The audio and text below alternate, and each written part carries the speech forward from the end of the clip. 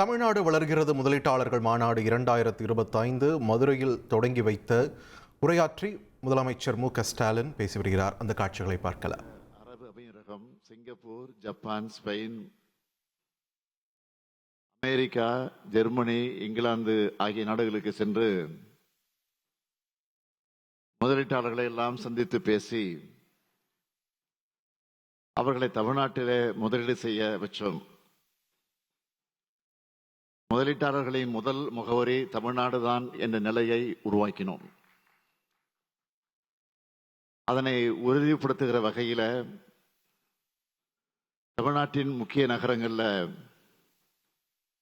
Tamil Nadu rising என்ற மாநாடுகளை தொடர்ந்து நடத்தி கொண்டு வருகிறோம்.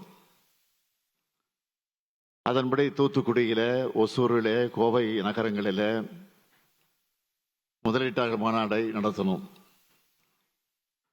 அதன் தொடர்ச்சியாகத்தான் இன்று மதுரையில இந்த முதலீட்டாளர் மாநாட்டை நடத்தி கொண்டிருக்கிறோம்.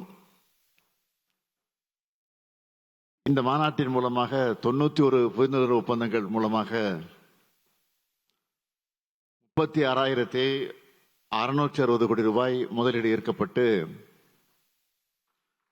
56,766 பேருக்கு வேலை வாய்ப்பும் உருவாக்கப்படுகிறது.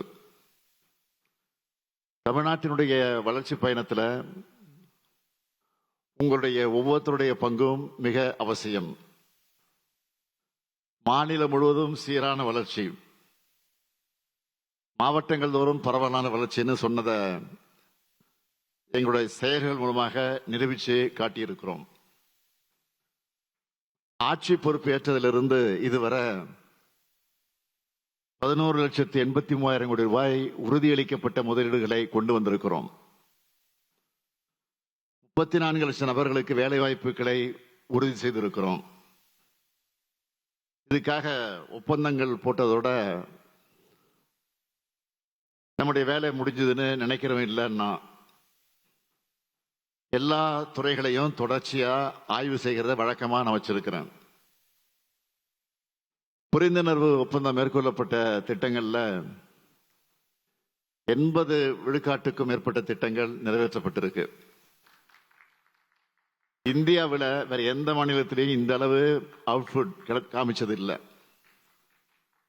நானும் சரி, இங்க அமைச்சராக இருக்கிற டிஆர்பி ராஜா அவர்களும் சரி, ஒப்பந்தங்கள் எல்லாம் செயல்பாட்டுக்கு வரணும் என்பதில் கண்ணும் கருத்துமாக இருப்போம். அப்படித்தான் நேற்று முன்தினம் வியட்நாமுக்கே போய் தம்பி டிஆர்பி ராஜா அவர்கள் மின்சார இருசக்கர வாகனங்கள் மற்றும் மின்சார பேருந்துகள் தயாரிக்கிற வின்பாஸ்ட் தொழிற்சாலையை நம்ம தூத்துக்குடிக்கு கொண்டு வந்திருக்கிறார்.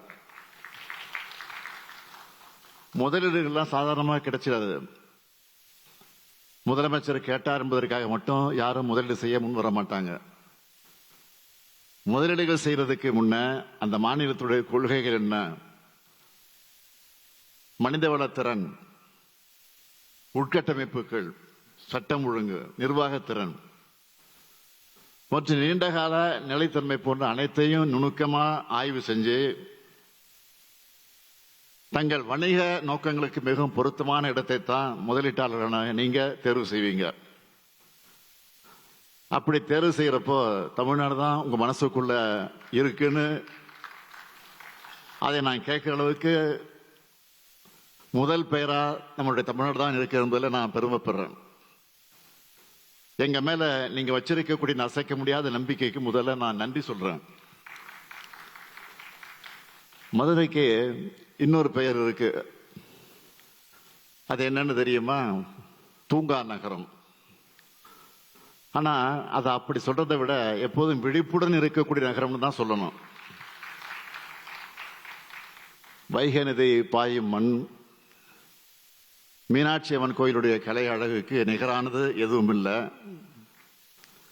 இங்க மல்லிகை மணக்கும், நள்ளிரவிலே இட்லி ஆவி பறக்கும், சுங்குடி சேலைகள் கைவினை பொருட்கள் எல்லாரையும் ஈர்க்கும். மதுரையை ஒட்டி ஆற்றங்கரையில் அமைந்த கீழடியில தமிழர்களுடைய நாகரிகம் எந்த அளவுக்கு தொன்மையானது என்பதை உலகத்துக்கு எடுத்து காட்டக்கூடிய வகையில சான்றுகள் தான் நமக்கு கிடைச்சிருக்கு. இந்தியாவுடைய வரலாற்றிலேயே அந்த சான்றுகள் மாற்றி எழுத வச்சிருக்கு. நம்முடைய அறிவார்ந்த மதச்சார்பற்ற வாழ்க்கை முறையும் உலகுக்கு மீண்டும் நினைவூட்டி இருக்கு. அதனாலதான் இந்தியாவுடைய வரலாற்றை தமிழ்நாட்டிலிருந்து தொடங்கி எழுதணும்னு நான் அடிக்கடி சொல்லி வரேன். மதுரை சங்க வைத்து தமிழ் வளர்த்த நகரம், கோயில் நகரம்னு பேர் மட்டும் வச்சுக்கிட்டா போதுமா?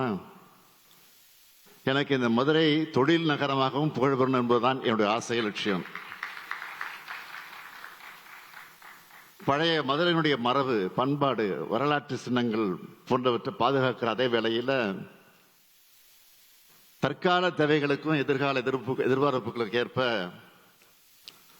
தானாகவே வளர்ந்து வர்ற மதுரை தொழில் நகரமா மிளிர எல்லா தகுதியும் கொண்ட நகரம். புது புது மாற்றங்களை தக்க வச்சுக்கிற நகரம் என்கிற வகையில் தென் தமிழ்நாட்டினுடைய தகவல் தொழில்நுட்ப மையமாகவும் மதுரை உயர்ந்து வருது. டிவிஎஸ் ஸ்ரீ சக்கரா, டாஃபே, ஜேகே ஃபென்னர், இன்ஃபினிக்ஸ், தியாகராஜர் மில்ஸ், மதுரா கோட்ஸ், ஹனிவெல், HCLன்னு பல்வேறு நிறுவனங்கள் தங்களின் தொழில் திட்டங்களை மதுரையில் நிறுவி இருக்காங்க. வேலம்மாள் மருத்துவமனை, மீனாட்சி மிஷன் மற்றும் அப்போலோ போன்ற தலைசிறந்த மருத்துவமனைகள் மருத்துவத்துறைகளை தனி சாதனை படைச்சிட்டு வருது. பெரும் முதலீடுகளை செஞ்சு ஆயிரக்கணக்கானவங்க வேலை வாய்ப்பை ஏற்படுத்தினாங்க. மதுரையின் தொழில் மற்றும் பொருளாதார வளர்ச்சிக்கும் உறுதுணையாக இருக்காங்க. இங்க சர்வதேச விமான நிலையம் இருக்கு. தூத்துக்குடி துறைமுகம் பக்கத்தில் அமைஞ்சிருக்கு. இந்தியாவோட முக்கிய நகரங்களை இணைக்கிறதுக்கான நெடுஞ்சாலை வசதிகள் இங்க இருக்கு. இப்படி சிறப்பான இணைப்பு வசதிகள், உட்கட்டமைப்பு வசதிகளை கொண்ட வலிமைமிக்க நகரம்தான் இது. சிட்கோ தொழிற்பேட்டைகள், வடபழஞ்சி மற்றும் இலந்தைக்குளம் எல்காட் தொழில்நுட்ப பூங்காக்கள் போன்ற உட்கட்டமைப்பு வசதிகளால எதிர்காலத்தில் ஒரு பெரிய தொழில்துறை மையமா உருவாகக்கூடிய திறன் மதுரைக்கு இருக்கு. மதுரையிலே உள்ள உயர்கல்வி நிறுவனங்களும் ஏற்கனவே செயல்பட்டு வர தொழில் நிறுவனங்களும் உயர்திறன் பெற்ற மனித வளத்தை உருவாக்குற வலுவான அடித்தளமாக செயல்படுது. இங்குள்ள குறு, சிறு மற்றும் நடுத்தர நிறுவனங்களின் வலுவான அடித்தளத்தால பெரிய தொழிற்சாலைகளும் நன்கு பயனடைந்து வருது. நம்ம அரசு ஆட்சி பொறுப்பேற்றது முதல்ல தென் மாவட்டங்களில் தொழில் முன்னேற்றத்தை பெருக்கி மற்ற மாவட்டங்களுக்கு இணையா தொழில் மற்றும் பொருளாதார வளர்ச்சியை மேம்படுத்த பல்வேறு முன்னெடுப்புகளை நாங்கள் மேற்கொண்டு வரோம். தமிழ்நாடு அரசு ஒன்றிய அரசோடு இணைஞ்சு விருதுநகர் மாவட்டத்தில் 1893 கோடி ரூபாய் முதலீட்டில் 1052 ஏக்கர் பரப்பளவில் PM மித்ரா ஒருங்கிணைந்த ஜவுளி பூங்காவை உருவாக்கி வருது. இந்த பூங்கா முழுமையாக செயல்பாட்டுக்கு வரும்போது கிட்டத்தட்ட 1 லட்சத்துக்கும் மேற்பட்ட இளைஞர்களுக்கு வேலை வாய்ப்புகள் உருவாகும்.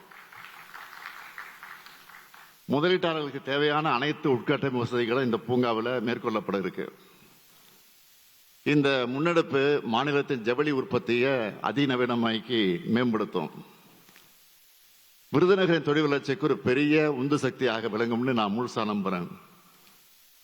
தேனி மாவட்டத்தில் 424 ஏக்கர் பரப்பளவில் ஒரு பொது பொறியியல் பூங்கா மற்றும் மெகா உணவு பூங்கா அமைக்கப்பட்டிருக்கு. சிவகங்கை மாவட்டத்தில் இலுப்பைக்குடி பகுதியில் 108 ஏக்கரும், கழனிவாசல் பகுதியில் 102 ஏக்கரும் தொழிற்பூங்கா உருவாக்குவதற்கு ஒதுக்கப்பட்டிருக்கு. சென்னை, கோயம்புத்தூரில் நிறுவப்பட்ட டைடல் பூங்காக்களின் பெரும் வெற்றியை தொடர்ந்து தகவல் தொழில்நுட்ப சூழலை விரிவுபடுத்துகிற வகையில் 2ஆம் மற்றும் 3ஆம் நிலை மாநகரங்களிலும் டைடல் பூங்காக்களை நிறுவுவதற்காக முடிவெடுத்தோம். மதுரை மாவட்டத்தில் 314 கோடி ரூபாய் மதிப்பிலான டைடல் பூங்கா அமைக்கப்பட்டு வருது. மதுரை மாவட்டம் மட்டுமல்ல, சிவகங்கை மாவட்டத்திலும் டைடல் நியோ பூங்கா நிறுவப்பட்டு வருது. விருதுநகர், திருநெல்வேலி மற்றும் கன்னியாகுமரி ஆகிய தென் மாவட்டங்கள்லையும் டைடல் நியோ பூங்காக்கள் நிறுவ திட்டமிட்டிருக்கோம். ராமநாதபுரம் மாவட்டத்தில் புதிய விமான நிலையத்தை அமைக்கிற முயற்சிகளை மேற்கொண்டு வரோம். தூத்துக்குடி, ஓசூர், கோயம்புத்தூர் நகரங்களில் மேற்கொள்ளப்பட்ட முதலீட்டாளர் மாநாடுகள் மட்டுமே கிட்டத்தட்ட 1 லட்சம் கோடி ரூபாய் உறுதி செய்யப்பட்ட முதலீடு கிடைச்சிருக்கு. உங்கள் தந்திவன் தொலைக்காட்சியில் கால பைரவன் தினமும் காலை 6 மணிக்கு காண தவறாதீர்கள்.